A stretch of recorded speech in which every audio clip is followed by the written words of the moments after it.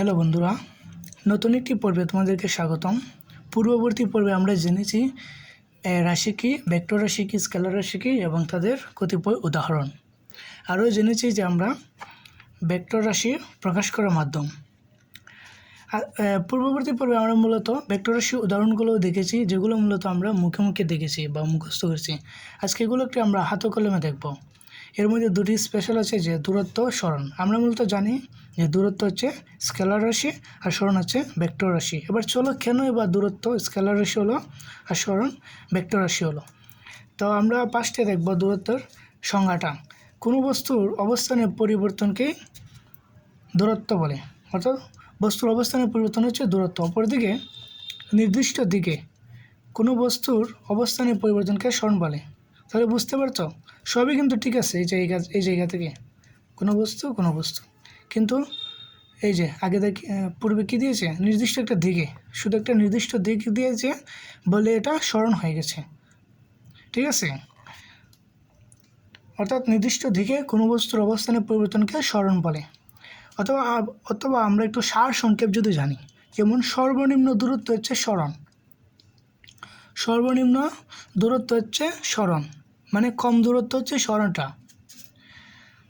অর্থাৎ আদি বিন্দু আর শেষ বিন্দুর মধ্যে লম্বালম্বী শর্টকাট পথই হচ্ছে সরণ। আদি বিন্দু থাকবে এবং শেষ বিন্দু থাকবে, এর মধ্যে লম্বালম্বী শর্টকাট পথই হচ্ছে সরণ। যদি একটু আমরা চিত্রের মাধ্যমে দেখি, পদার্থবিজ্ঞানে আমরা মূলত যেগুলো না বুঝি এগুলো আমরা চিত্রের মাধ্যমে সহজেই বুঝতে পারি, এটা একটা মেইন। তাই আমরা একটু যেটাই না বুঝি চিত্রের মাধ্যমে দেখব। ধরি এই যে একটি স্থান, স্থান, একজন ব্যক্তি ধরি স্থান থেকে বি স্থানে যাবে, তবে সে কীভাবে যাবে এটা কিন্তু আমরা বিভিন্নভাবে বলতে পারি। হয়তো সে এই দিক থেকে যেতে পারে, এভাবে যেতে পারে, এভাবে যেতে পারে, অর্থাৎ এইভাবে যেতে পারে সে বি স্থানে। এক্ষেত্রে বস্তুর যে অবস্থানের পরিবর্তনটা হচ্ছে, এটা আমরা দূরত্ব বলতে পারি। ঠিক আছে,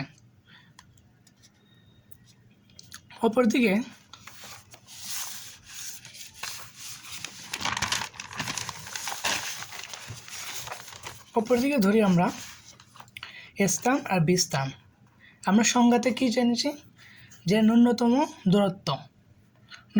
দূরত্ব নির্দিষ্ট দিকে অতিক্রম করবে, তা হচ্ছে সরণ। দেখো, আবার দেখতে পারো, কোনো নির্দিষ্ট সর্বনিম্ন দূরত্ব হচ্ছে সরণ, অর্থাৎ আদি বিন্দু শেষ বিন্দুর মধ্যে লম্বালম্বী শর্টকাট পথ, মানে সর্বনিম্ন দূরত্ব, তবে এটা হতে হবে নির্দিষ্ট দিকে। যেমন ধরি পাদবিন্দুতে বস্তুটি বা ব্যক্তিটি আছে, উনি বি স্থানে যেতে চাচ্ছে।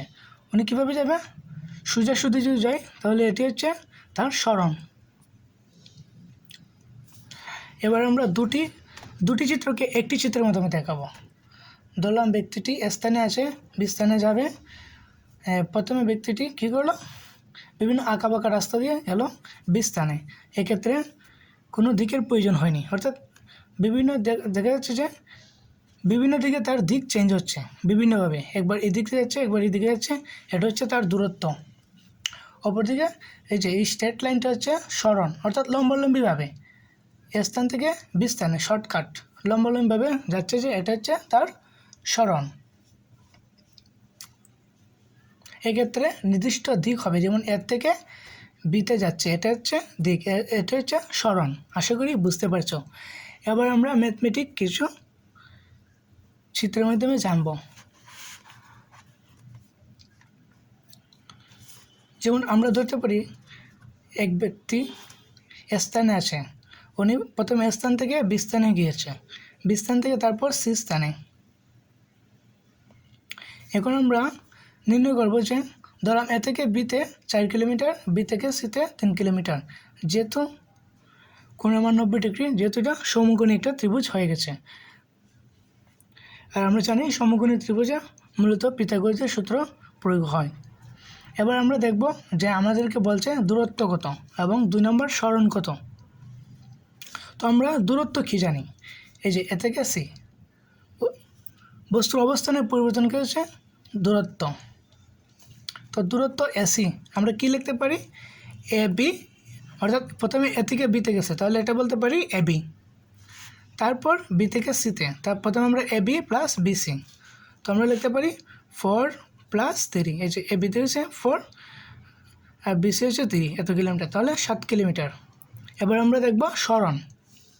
তো আমরা সরণটা কি জানি, এই যে বস্তুটা বা ব্যক্তিটা প্রথমে এ বিন্দুতে ছিল, ওনার আদি বিন্দু হচ্ছে এ বিন্দুতে, এটা হচ্ছে আদি বিন্দু। আর উনি এ থেকে বি হয়ে উনি সি বিন্দু অর্থাৎ শেষ বিন্দুতে গিয়েছে। আমরা সংজ্ঞাতে জানি কি, আদি বিন্দু শেষ বিন্দুর শর্টকাট পথই হচ্ছে সরণ, নির্দিষ্ট দিকে। তাহলে এই যে একটা নির্দিষ্ট দিক, তাহলে আমরা এখানে এই যে একটা নির্দিষ্ট দিক, এটা হচ্ছে বস্তুর সরণ হবে। এখন আমরা যদি এসির মানটা বের করে ফেলতে পারি তাহলে হবে বস্তুর বা ব্যক্তির সরণটা। তো চলো আমরা এসিটা কীভাবে বের করতে পারি, যেহেতু এটি সমকোণী ত্রিভুজ, এর জন্য এখানে এটাকে আমরা ভূমি ধরতে পারি, আর এটা হচ্ছে লম্ব, এটা কোনো অপোজিটে যেটা, এটা হচ্ছে লম্ব।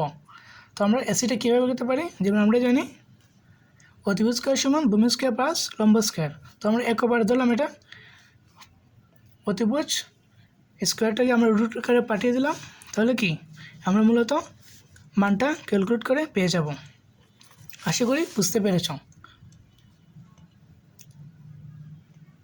এবার চলো আমরা এক্সাম্পল 2 দেখি। প্রথমে আমরা দেখা যাচ্ছে যে ব্যক্তিটি স্থান থেকে প্রথমে বি স্থানে গিয়েছে, বুঝতে পারছি, স্থান থেকে বি স্থানে যাচ্ছে, তারপর বি থেকে আবার সিতে গিয়েছে। এক্ষেত্রে আমরা একটি সরলরেখিক, অর্থাৎ একটা সরলরেখিক নির্দিষ্ট দিকে যাচ্ছে ব্যক্তিটা, তার গন্তব্যে পৌঁছাবে। এক্ষেত্রে এ থেকে বিতে 4 কিলোমিটার, বি থেকে সিতে 3 কিলোমিটার। তো আমাদের প্রশ্ন বলছে দূরত্ব কত, 2 নম্বর সরণ কত। তখন বলো তো দূরত্ব কত, বস্তুর অবস্থানের পরিবর্তনকে সরণ বলে, দূরত্ব বলে। তাহলে বস্তুর অবস্থান যতটুকু হয়েছে অতটুকু হবে আমাদের দূরত্ব।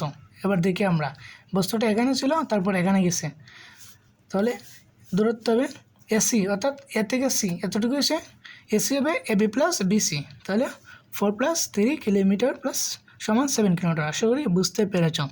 এবার দেখবো আমরা সরণ। তো সরণটা কি, আদি বিন্দু এবং শেষ বিন্দুর ন্যূনতম শর্টকাট যে পথটা বা দূরত্বটা অতিক্রম করে, তাই হচ্ছে সরণ। তো এটা হচ্ছে আদি বিন্দু এ, এটা হচ্ছে আদি বিন্দু, আর হচ্ছে শেষ বিন্দু। তো এক্ষেত্রে আমরা দেখতে পারি নির্দিষ্ট একটা দিকে হচ্ছে, তো সরণ হবে এসি সমান 4 + 3, মানে এটাই হয়ে যাবে সরণ। এক্ষেত্রে এই একটা ক্ষেত্রে মূলত সরণ আর দূরত্ব সমান হয়। এবার তোমাদেরকে একটা জিনিস জেনে রাখা উচিত, আচ্ছা বলো তো সরণ বেশি হবে না দূরত্ব বেশি হবে, সরণ বেশি না দূরত্ব বেশি, সরণ বেশি না দূরত্ব বেশি, কোনটা?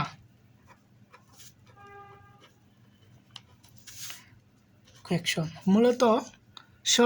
মূলত দূরত্ব বেশি হবে। কখনো এই যে এই একটা, তবে সমান হতে পারে, কিন্তু সরণ কখনো দূরত্ব থেকে বেশি হবে না, তবে সমান হতে পারে দুটা। এই যে এই এক্সাম্পলে আমরা দেখেছি যে সরণ সমান হয়েছে দুইটা, কিন্তু কখনো বেশি হবে না। আশা করি বুঝতে পারছো। এটা হচ্ছে ন্যূনতম শর্টকাট দূরত্ব অতিক্রম করে, তা হচ্ছে সরণ। আজকের মতো এখানে সমাপ্ত। নতুন একটি পর্বে তোমাদের সাথে আবার দেখা হবে। ততক্ষণ এগুলো একটু প্র্যাকটিস করবে, বারবার রিভাইজ দেবে। আশা করি বুঝতে পারবে। ধন্যবাদ।